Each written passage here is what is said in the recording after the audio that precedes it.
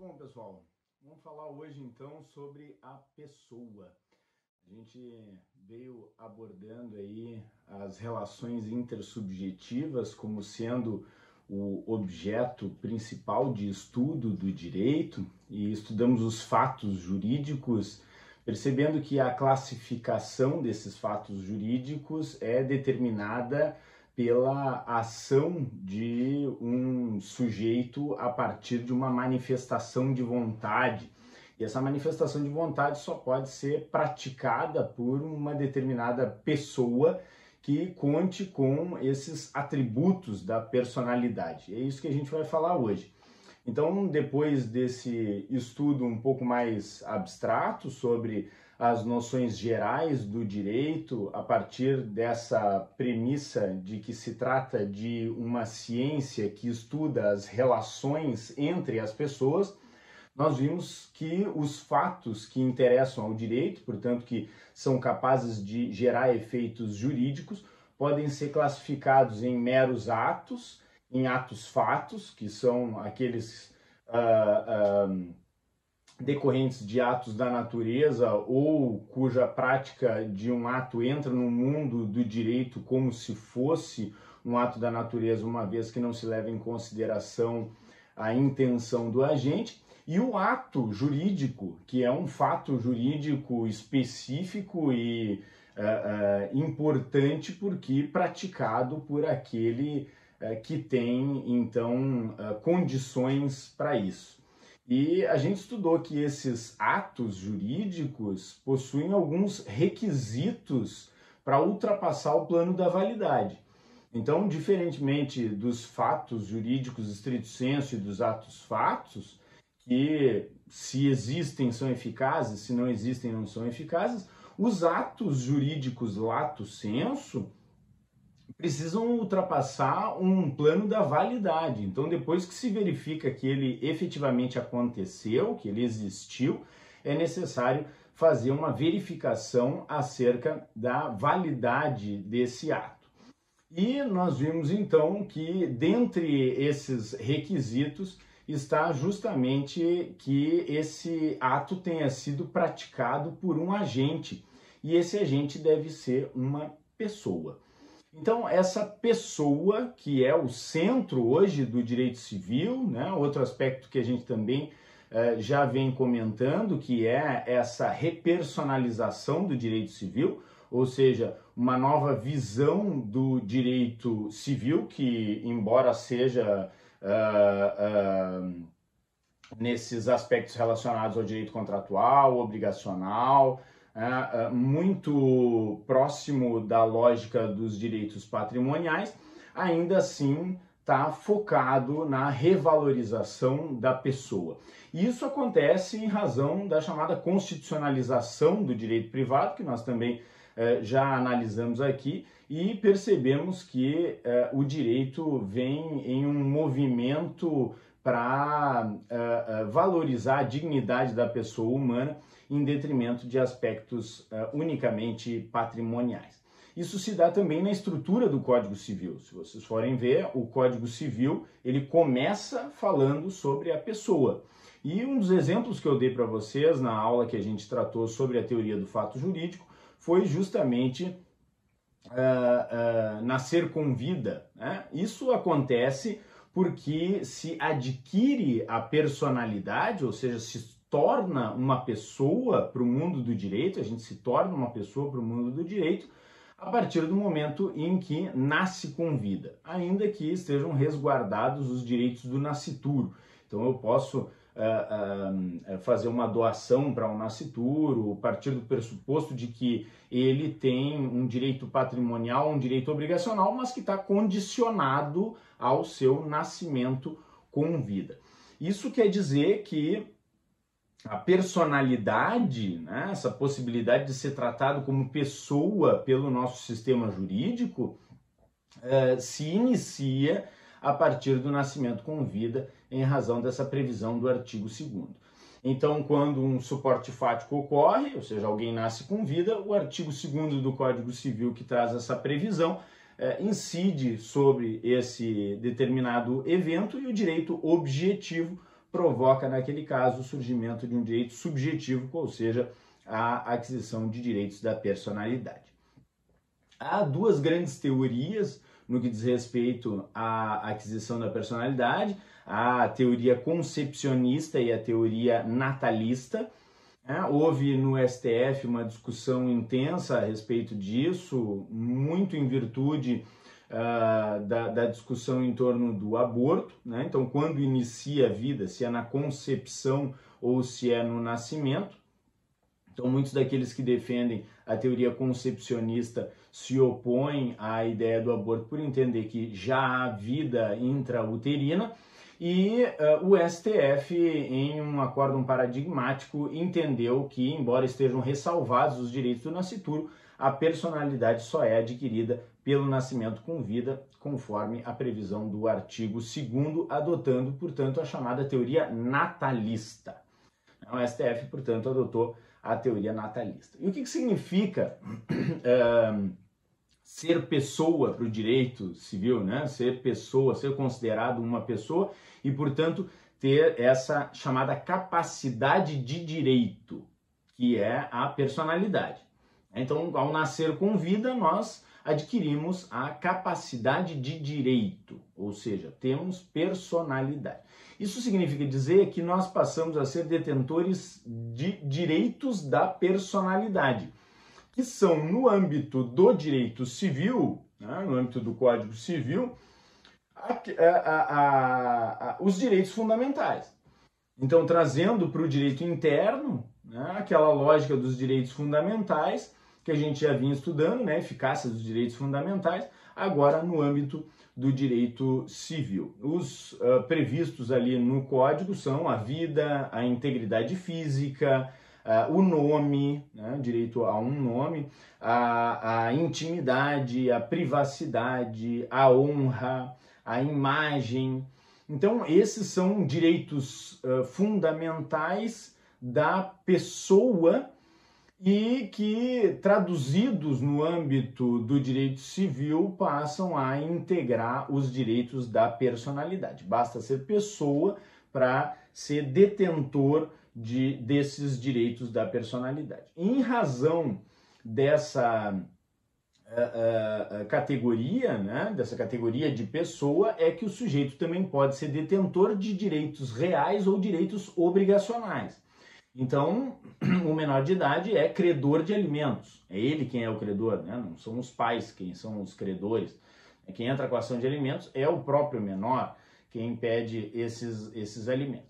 E a pessoa, durante toda a sua vida, vai ser detentora desses direitos fundamentais no âmbito do direito público e dos direitos da personalidade no âmbito do direito privado.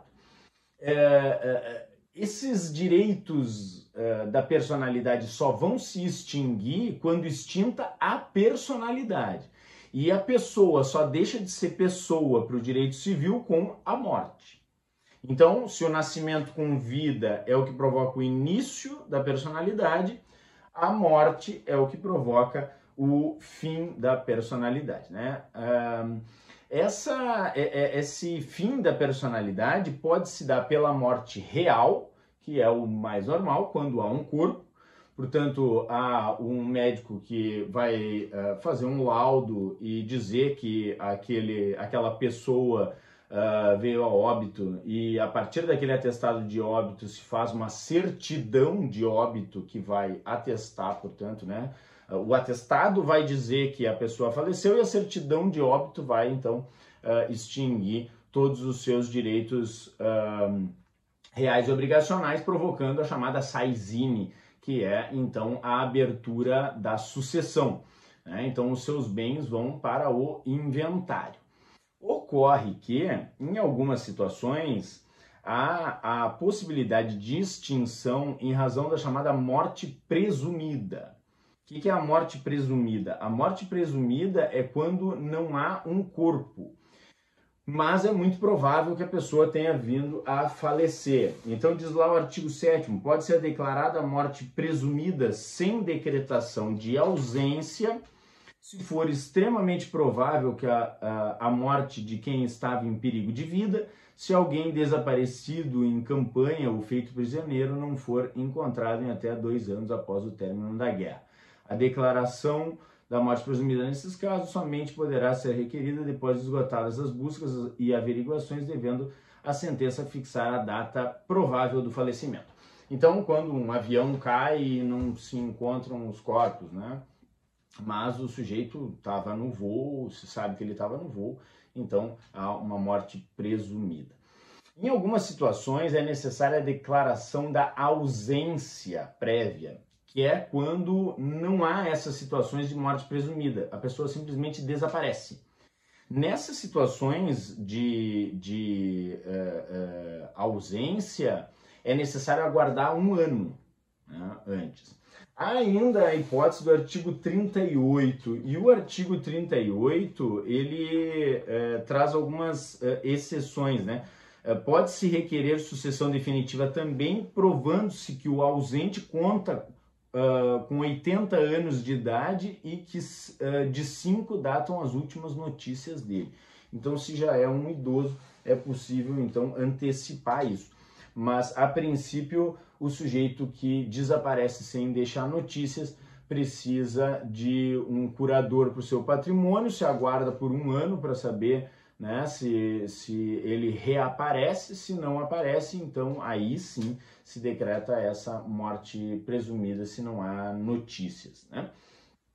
Uma coisa completamente diferente disso que nós estamos falando, que é a personalidade, que é a possibilidade de ser sujeito de direitos, é a capacidade de fato, que é outro assunto. A capacidade de fato é a possibilidade de exercitar esses direitos da personalidade, a possibilidade de exercitar esses direitos que decorrem da condição de pessoa por conta própria. Isso é a capacidade de fato. Então, não confundam capacidade de direito, que é a personalidade, que é ser pessoa, basta nascer com vida, com a capacidade de fato, que é a possibilidade de exercitar esses direitos. E é aqui que a gente entra naqueles requisitos de validade que nós tratávamos lá quando falamos da teoria do negócio jurídico, quando falamos da teoria geral dos contratos, né? Então, quais são os requisitos para que um contrato possa ser considerado válido? Necessária uma manifestação de vontade, e essa manifestação de vontade tem que ser livre de boa-fé. É necessário um agente, e o agente precisa ser capaz e legitimado, né? O objeto, lícito, possível, determinado ou determinável, e a forma prescrita na defesa em lei. Essa manifestação de vontade só vai ser livre de boa-fé se ela for manifestada por quem detém condições de manifestar. E só tem condições de manifestar quem tiver capacidade. E aqui essa capacidade é a capacidade de fato, não a capacidade de direito que o dispositivo se refere. E quando a gente fala dessa capacidade de fato, nós estamos tratando, portanto, dessa possibilidade de manifestar os seus interesses por conta própria, sem a necessidade de um representante, né? Ou mesmo de um assistente, quando em algumas situações se entende que ele é parcialmente capaz e, embora possa manifestar suas intenções, é necessário que alguém ratifique essas intenções, né? Então nós temos 3 possibilidades, né, quando se fala em capacidade de fato, que é o absolutamente incapaz, que é aquele que tem até 16 anos. Até 16 anos, embora ele seja uma pessoa, embora ele tenha todos os direitos à vida, nome, intimidade, privacidade, honra, e todos, inclusive, os direitos patrimoniais, né, reais, pode ser proprietário de um carro, um imóvel, o que for, pode ser titular de um direito de crédito, pode ter uma conta no banco de valores altíssimos e não vai poder movimentar por conta própria. Até os 16 anos ele tem um representante. A partir dos 16 anos, até os 18, ele tem alguém que não vai o representar, mas vai assistir os seus atos. Então ele vai assinar junto. Aqui entram também, em razão da nova previsão, né, já nem tão nova, 2015, do Estatuto da Pessoa com Deficiência, que é a Lei 13.146 de 2015, a incapacidade relativa. Então, quando alguém tem declarada, né, alguma doença incapacitante, né, alguma doença mental incapacitante, ou tem 16 a 18 anos, alguém deve acompanhá-la para tomar essas decisões e assegurar, então, que essas são decisões racionais, são decisões livres, são decisões de boa-fé, para assegurar a validade desses atos, ou principalmente dos negócios, né, que são, então, os contratos.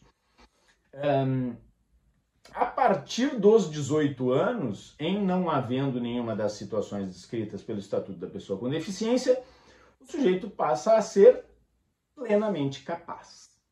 E aí, a partir dos 18 anos, né, até o Código de 2002 era até os 21, agora, né, já há muitos anos que é até os 18 anos que o sujeito precisa de um acompanhamento. A partir dos 18 anos, ele vai ser absolutamente livre para tocar a vida dele, para praticar os atos da vida civil, né, os chamados atos da vida civil. É possível, em algumas situações, se antecipar essa maioridade para que o sujeito possa praticar sozinho esses atos da vida civil. E assim ele passa a estar legitimado, passa a ser considerado capaz para praticar esses chamados atos jurídicos.